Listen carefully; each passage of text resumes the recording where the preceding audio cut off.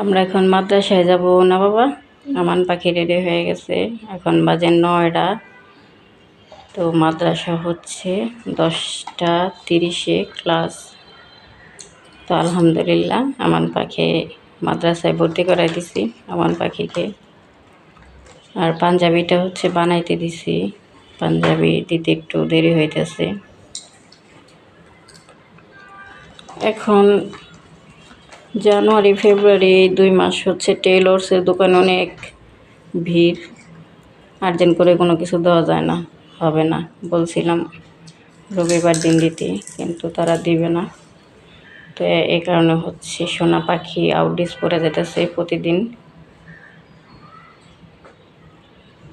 তো এত সকালে তো আর ভাত টাত খাওয়ার সময় নাই, আর ভাত খাওয়াইতে হলে আমাদের 1 ঘন্টা লাগে।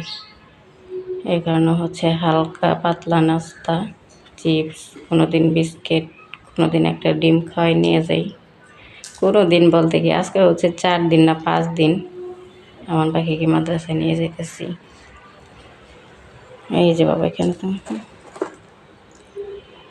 চলো পড়ো। এটা তোমার নতুন ব্যাগ না? পেন্সিল টেন্সিল নিছো? এই যে আমার জন্য আমার জন্য ব্যাগ।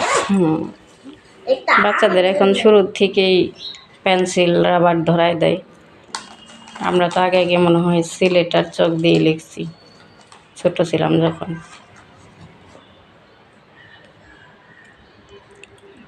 আমার পাখির হাতের লেখাটা ঠিক হয় নাই, আস্তে আস্তে ঠিক হবে।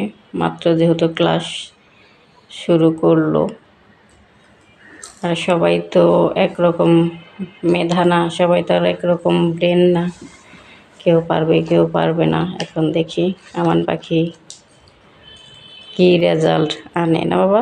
ইনশাল্লাহ সে পারবে, কারণ তার মধ্যে গর্জ আছে, যে কোনো কিছু সে করেই ছাড়বে।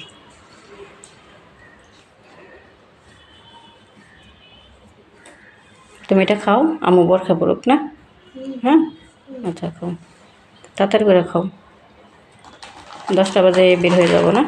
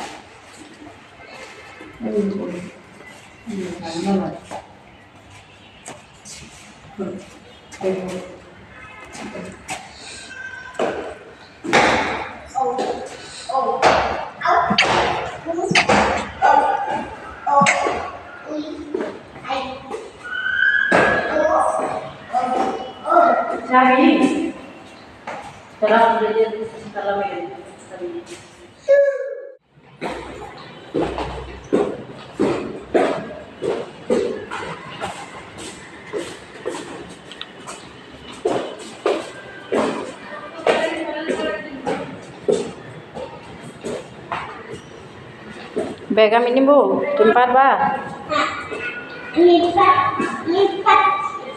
তুমি পারবা? আচ্ছা যাও।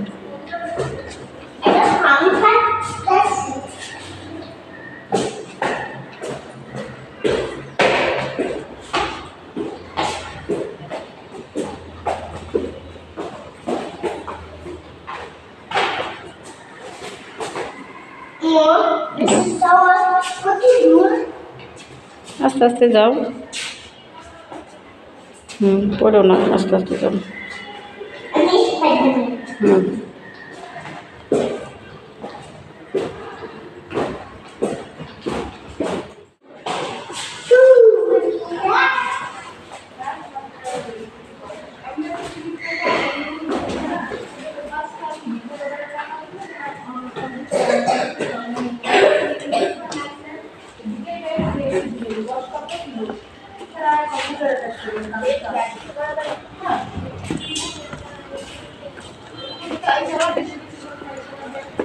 যাও যাও যাও, যাও পাখি যাও।